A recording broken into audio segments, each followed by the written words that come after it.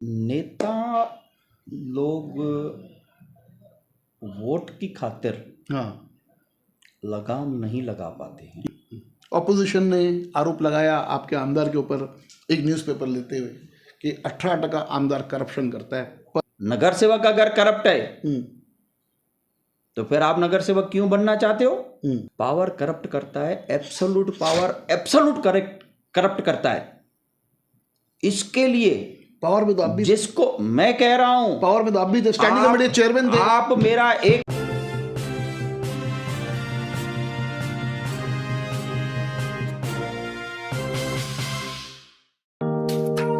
Neeraj Vinod Burani's Spacecraft Interiors. Your space, our craft. Experienced and professional team. No hidden charges.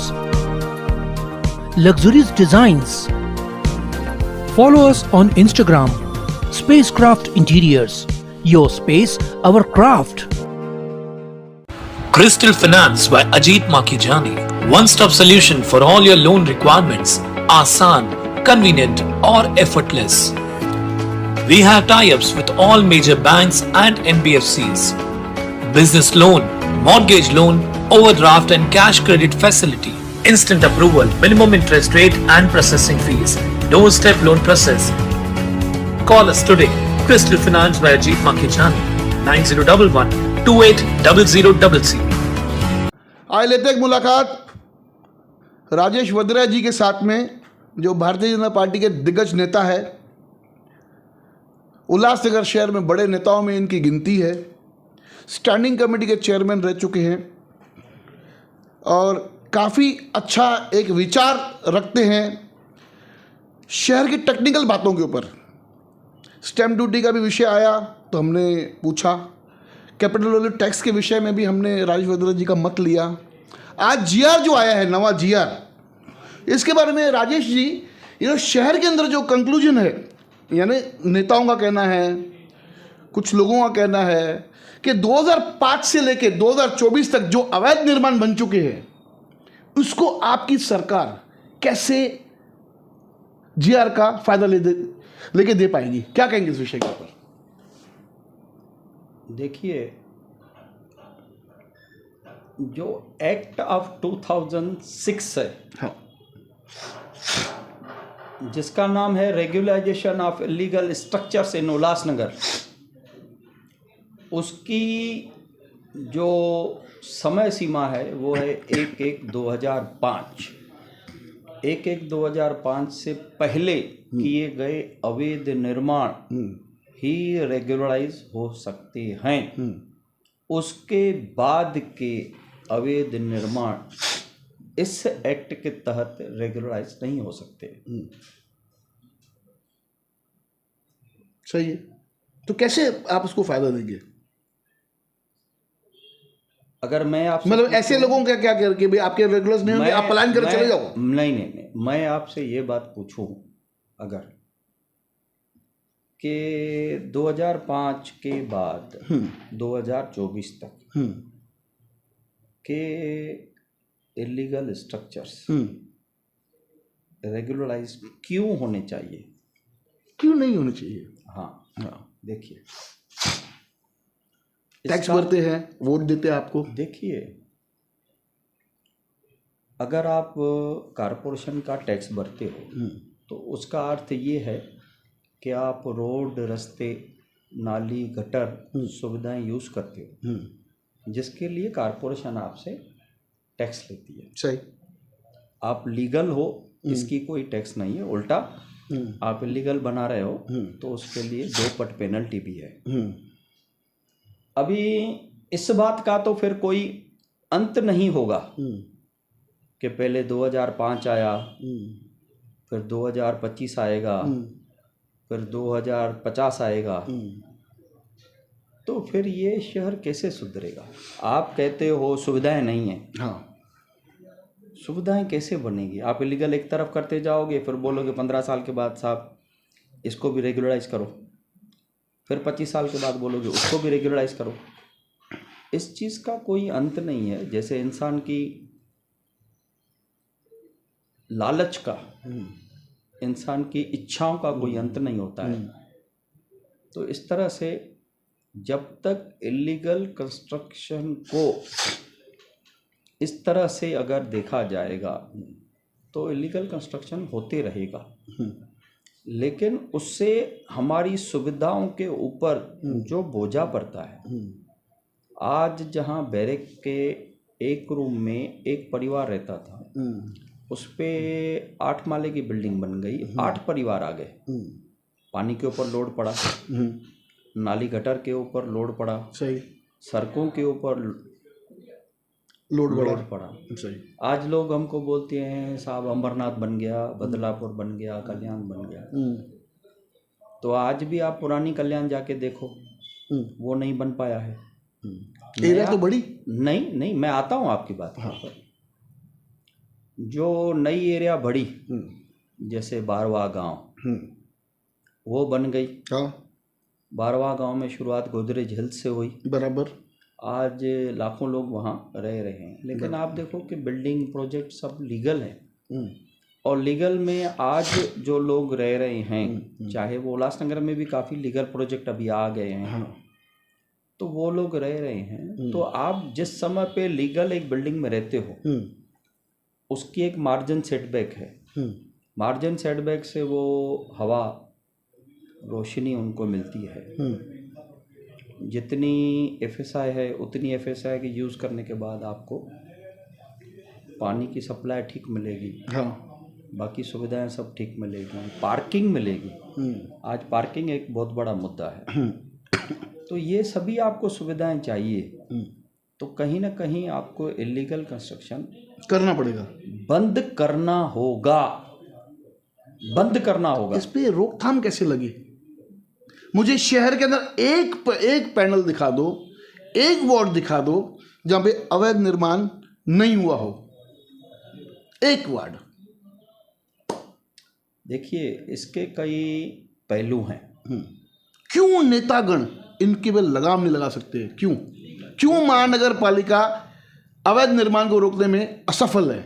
नेता लोग vote की खातिर लगाम नहीं लगा पाते हैं, यानी अवैध निर्माण जो करते हैं उनको छूट दे रहे हैं। हाँ बिल्कुल, कि आप अवैध निर्माण करो, हमें वोट करो।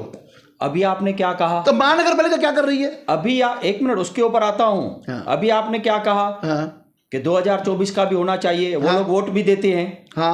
तो इसका मतलब है कि आप वोट दे रहे हो, इसके लिए आप कहते हो कि भाई मैं वोट देता हूं तो मेरी जगह रेगुलराइज करवा के दो। देखिए, अपेक्षा तो ऐसे होनी चाहिए। अपेक्षा तो कल फिर किसी की ऐसी भी होगी। एक बात बताइए कि आईपीसी हटा दो,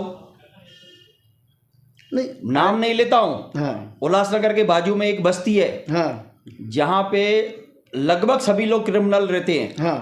तो फिर वो बस्ती बोलेगी हम भी आपको वोट देते हैं, हमारे ऊपर जितने भी गुनाह हैं, चोरी के, डकैती के, मर्डर के, हाफ मर्डर के, सभी माफ कर दो। यानी किस तरह से का आप समाज बनाना चाहते हो? उस समाज की जो फाउंडेशन है वही इलीगलिटी भी होगी। बराबर, एक इलीगलिटी नहीं है, इलीगल कंस्ट्रक्शन हो गया, आपका एग्रीमेंट डॉक्यूमेंट के ऊपर स्टैम्प ड्यूटी नहीं भरोगे, उसको रजिस्टर नहीं करवाओगे, उसके ऊपर आपको लोन नहीं मिलेगा। कभी भी आपको कोई भी ब्लैकमेल करेगा, इलीगल है मैं तोड़वाऊंगा, हर चीज़ में आपको दबके चलना पड़ेगा। आपको ना हवा मिलेगी, ना रोशनी मिलेगी, ना सेहत मिलेगी। फिर आप बोलोगे मैं गार्डन के ऊपर भी कंस्ट्रक्शन करूंगा, मैं खेलों के मैदान के ऊपर भी कंस्ट्रक्शन करूंगा। हो रहे हैं ना, मैं आ रहा हूं ना, हो रहे हैं ना। बोलिए। उसको जब तक रोका नहीं जाएगा, उसको किसी हद में लाकर रोका नहीं जाएगा, तब तक उल्लासनगर का जो हम विज़न रखते हैं वो विज़न में उल्लासनगर को लाना लगभग कठिन है। बहुत कठिन है। महानगर पालिका के क्या दायित्व है कि भाई हम इलीगल कंस्ट्रक्शन रोके? उनकी जवाबदारी है, बिल्कुल है, असफल है, 100% असफल ऐसे है। अधिकारियों को बाहर निकालना चाहिए शहर से। किसको किसको निकालोगे? आप सत्ता में हो, सत्ता में आप तो सिस्टम चेंज कर सकते हो। आचार संहिता लगी हुई है। अभी ना लग के 3 दिन हुए। हाँ। उसके पहले अवैध निर्माण तो 2005 से बन रहे सर। 2005 से इस बीच के लिए काफी आचार संहिता लगी। कितने अधिकारी जेल जा चुके हैं, फिर भी सुधरे हैं क्या ये लोग? आपकी सरकार है, सरकार किसी की नहीं होती है। आपके सरकार को डंडा उठाना चाहिए ऐसे अधिकारियों के ऊपर जो अवैध निर्माण को सपोर्ट कर रहे हैं। सरकार अधिकारियों की होती है, मंत्री आते हैं, मंत्री जाते हैं। हाँ महापौर आते हैं, महापौर जाते हैं। हाँ, अधिकारी वहीं रहते हैं। अधिकारी भी जाते हैं, 2 साल में ट्रांसफर हो जाता है। ये आपको लगता है वही अधिकारी वापस आता है? कितने आपको नाम बताऊं कि पहले आना नहीं चाहते हैं, फिर जाना नहीं चाहते हैं, सस्पेंड होते हैं करप्शन में, फिर भी उनको प्रमोशन दिया जाता है। तो ये और फिर वो भ्रष्टाचार में पूरा सपोर्ट करते हैं शहर के अंदर कि करो इलीगल कंस्ट्रक्शन। हम बैठे हैं, कमिश्नर बोलेगा तो भी नहीं टूटेगा। यही एक सिस्टम है। हाँ, तो इसके ऊपर कंट्रोल कैसे करेंगे? हाँ देखिए, उसके ऊपर कंट्रोल इस तरह से होगा कि पहले हम लोगों को ही हाँ इलीगल कंस्ट्रक्शन में इन्वॉल्व नहीं होना है, तभी हम लोग दूसरे को कह कहेंगे भाई इलीगल कंस्ट्रक्शन नहीं करो। अभी पहले के मुकाबले जैसे जैसे एफएसआई बढ़ी है, जैसे जैसे सहूलतें बढ़ी हैं, काफ़ी लोग आजकल बैरक्स में भी इलीगल नहीं बना के लीगल बना रहे हैं। हाँ, बनाना चाहिए, उनको प्रोत्साहन मिला है, वो लोग कर रहे हैं। लेकिन जिनको सनद नहीं है या जिनके पास लीगल डॉक्यूमेंट नहीं है, वो इलीगल कर रहे हैं। अभी जो नया जीआर आया है वो रेगुलाइजेशन में जाते हैं, हाँ, तो उनको ज़मीन का भी मालिकाना हक मिलेगा और उसके बाद वो वापस से लीगल बिल्डिंग बना सकते हैं। ये सबसे बड़ा एडवांटेज है। हाँ मैंने आपके चैनल पे ही लगभग 1 महीना पहले बताया था जी कि आमदार कुमार आलानी के साथ हाँ लाल पंजाबी और मैं, हाँ, आप गए थे, हम लोग मंत्रालय गए थे। कुछ दिन पहले सीएम साहब से मिले। हाँ सीएम साहब ने तो कुमार जी को बोला, कुमार जी आपका तो काम हो गया है। बोला साहब अभी तक नहीं हुआ है। गागरानी जी को बुलाया, गागरानी जी ने भी बोला कि कुमार जी आपका काम तो हो गया है। उन्होंने कहा नहीं हुआ है। तो उन्होंने कहा जिस दिन सीएम साहब मंत्रालय में नहीं होंगे उस दिन मैं फिर ही रहूँगा, आप आ जाओ।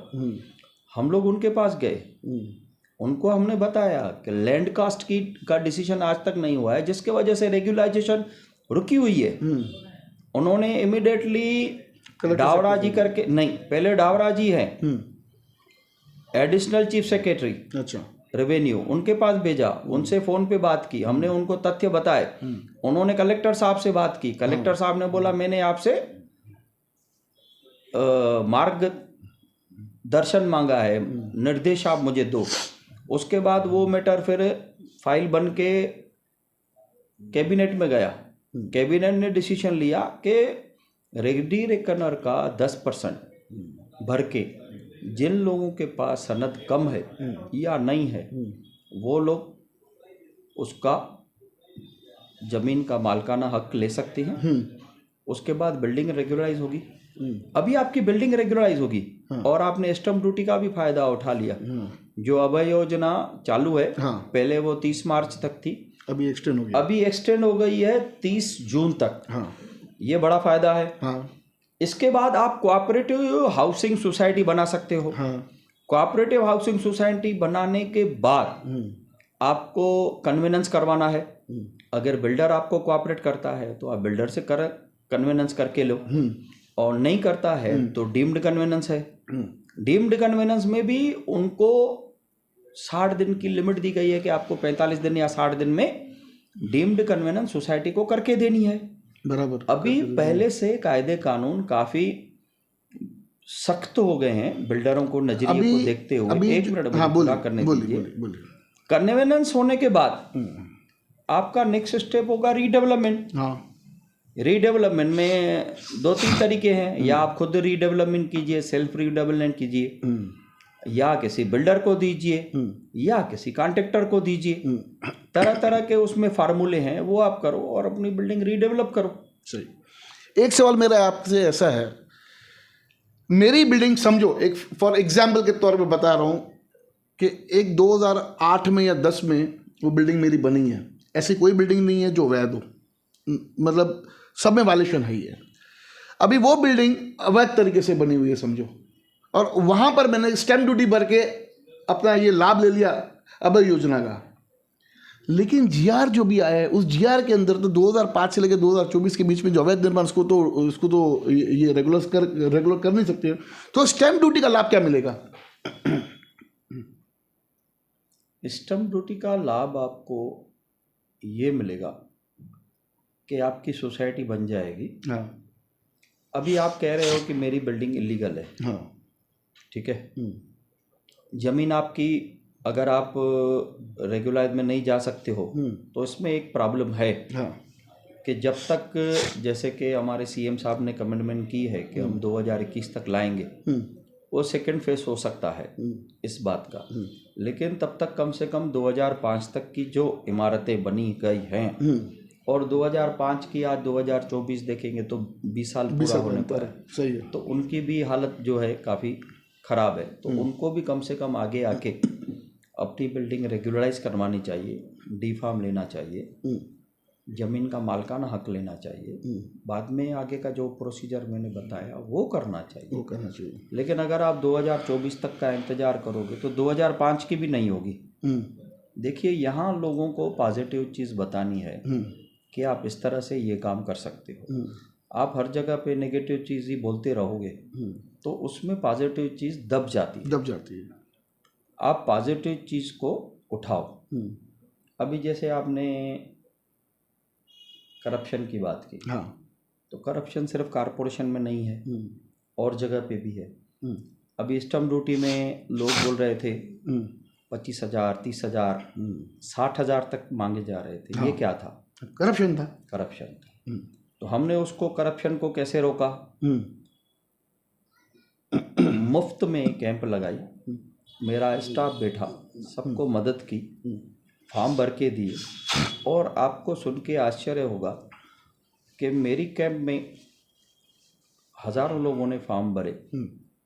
उसमें से काफ़ी लोगों को पत्र भी आ चुका है कि आपकी इतनी इतनी पेनल्टी है, आप पेनल्टी भर दो। कई लोगों ने पेनल्टी भर दी है, और कुछ ही दिनों में उनको ओरिजिनल डॉक्यूमेंट वापस मिल जाएगा। ये क्या हो गया?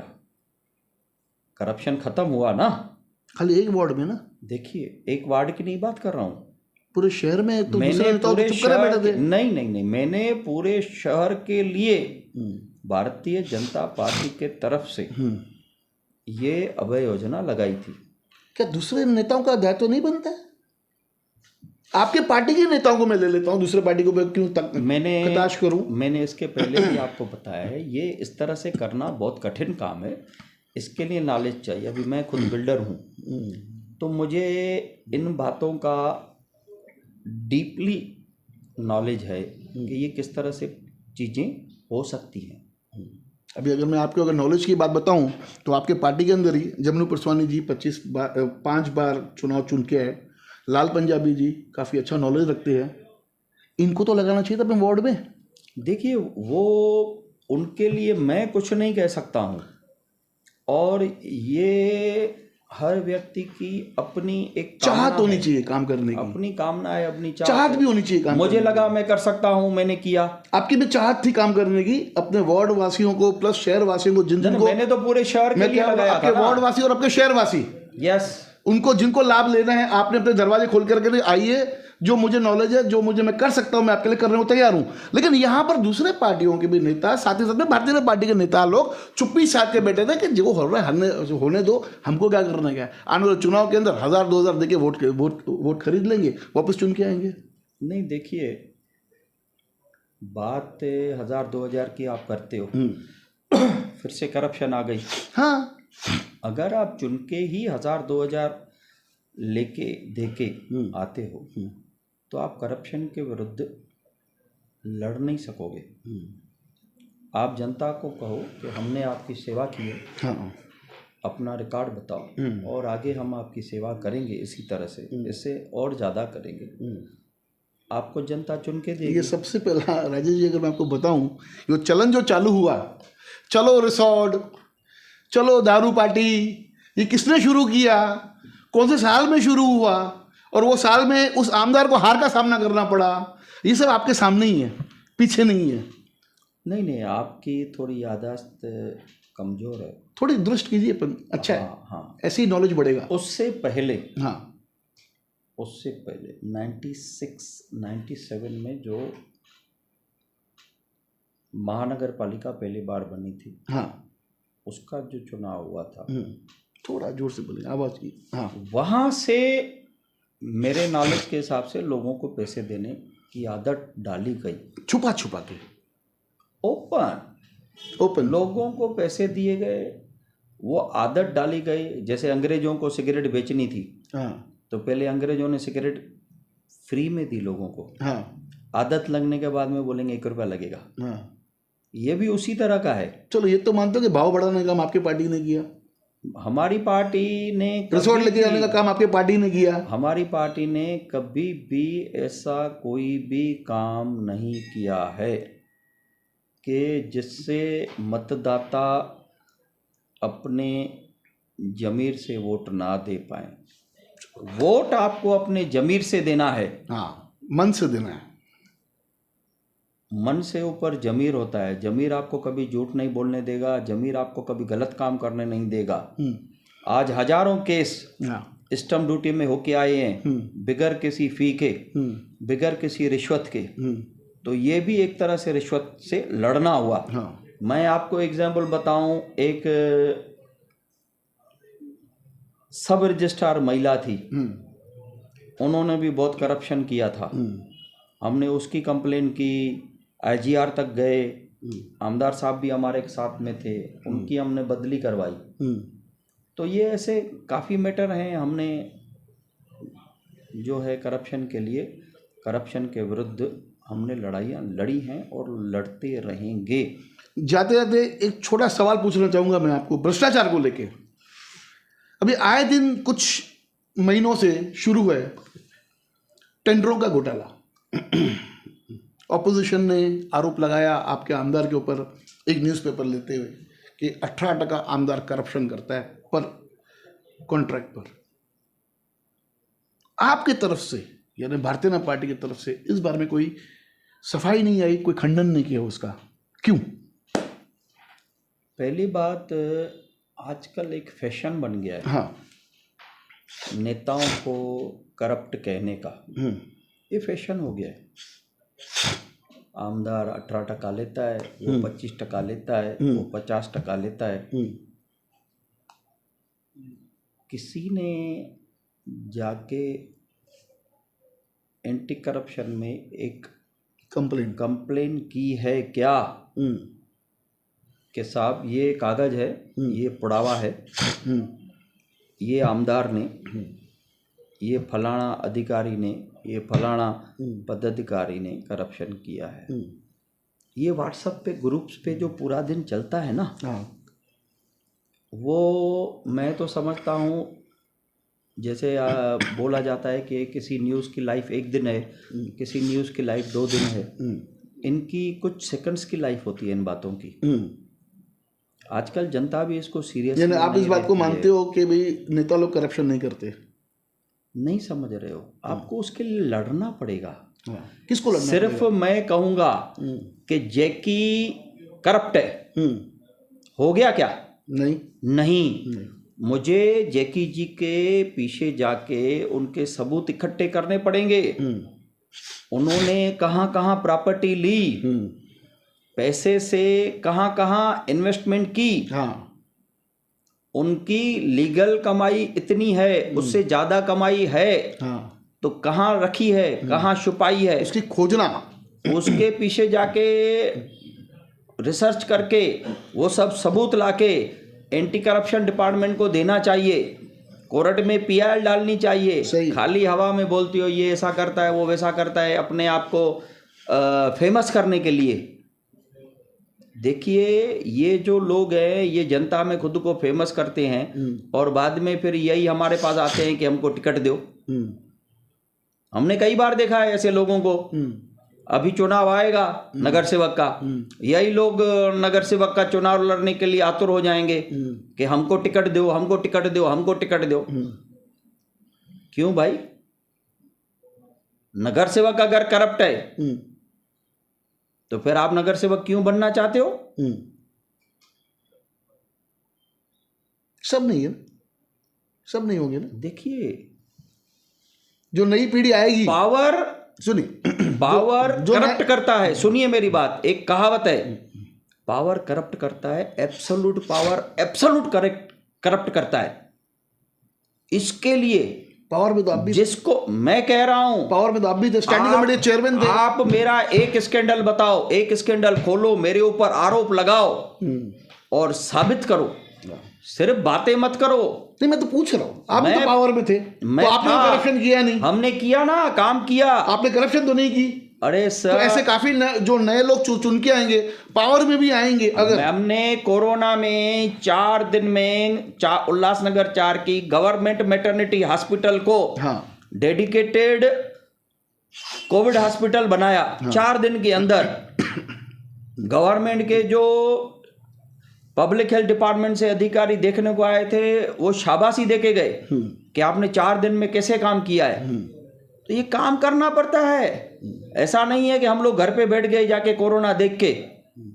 मेरा पूरा परिवार कोरोना से ग्रस्त हो गया और 20 दिन के बाद जब भी मैं ठीक हो गया, वापस मेरे काम पे आ गया, वापस मैं अपनी ड्यूटी निभाने लगा, वापस जिम्मेदारी निभाने लगा। सही है, होना भी ऐसे चाहिए।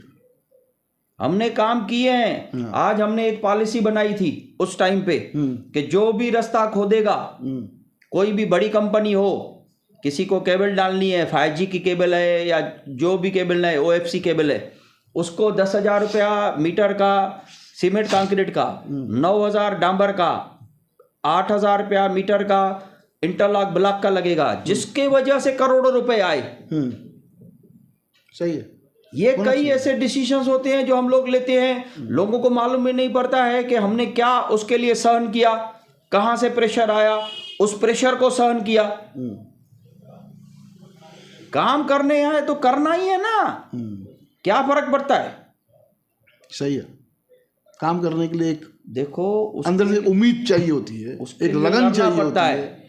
आपके सामने है, जब भी रेगुलाइजेशन की स्कीम चालू हुई, मैंने अपने पास कैंप लगाई, मेरे ऊपर लोगों ने आरोप लगाए कि मैंने उल्टा सीधा सही किया है, पुलिस ने इंक्वायरी की, मेरे को बाइज्जत बरी किया। तो सार्वजनिक जीवन में ये भी सहना पड़ता है, बहुत सहना पड़ता है, ये भी सहना पड़ता है, विरोध भी सहना पड़ता है। विरोध नहीं, ये आरोप भी सहने पड़ते हैं। हमने उसका भी मुकाबला किया, पीछे नहीं हटे। ऐसा नहीं है कि चलो मेरे ऊपर आरोप लग गया, अरे यार ये तो कैसा हो गया, मैं तो व्यापारी परिवार का हूं, चलो छोड़ो राजनीति को, साइड में हो जाओ। बिल्कुल नहीं, मुकाबला करना है उनका, डट के मुकाबला करना है, उनको मुंह तोड़ जवाब देना है। सही आपकी बात, होना भी ऐसे चाहिए, होना भी ऐसे चाहिए। इस तरह से करप्शन के साथ लड़ना होगा। ऐसे नहीं है मैं खाली आपके टीवी पे बोलूं करप्शन है और करप्शन के लिए मैं कुछ नहीं करूं। जब भी मौका मिलेगा मैं उसको हिट करूंगा। होना भी ऐसे चाहिए।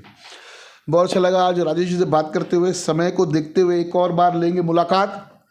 साथ ही साथ में कहना चाहूँगा कि शहरवासियों को कि अभी टीयर गेटर बनाना बंद करें, क्योंकि अभी देखिए 2005 से लेकर 2024 तक जो भी टीयर गेटर बने हैं उनको अभी इस GR का फ़ायदा मिलते नज़र नहीं आ रहा है। अभी देखिए आगे की सरकार अगर 2021 तक लेके आती है तो काफ़ी टीयर गेटर उसमें कवर हो जाएंगे। लेकिन शहरवासियों को एक रिक्वेस्ट है कि कोई भी नेता या कोई भी दलाल या कोई भी नेता का चमचा अगर आपको आके बोलता है कि टीयर गेटर बनाइए, मैं आपको मदद करता हूँ, तो आपकी गारंटी नहीं ले रहा है वो कि आपके घर को रेगुलाइज करने की। तो ध्यान दीजिए कृपया और अवैध निर्माण को बंद कीजिए, खासकर टीयर गेटर को बनाना बंद कीजिए, खरीदना बंद कीजिए, खरीदना भी बंद कीजिए। खरीदना बंद हो जाएगा तो ऑटोमेटिकली बनाना भी बंद हो जाएगा। और ऐसे दलाल और उनके चमचे और ऐसे नेताओं से दूर रखिए। धन्यवाद। देखते रहिए फिर से न्यूज़ चैनल।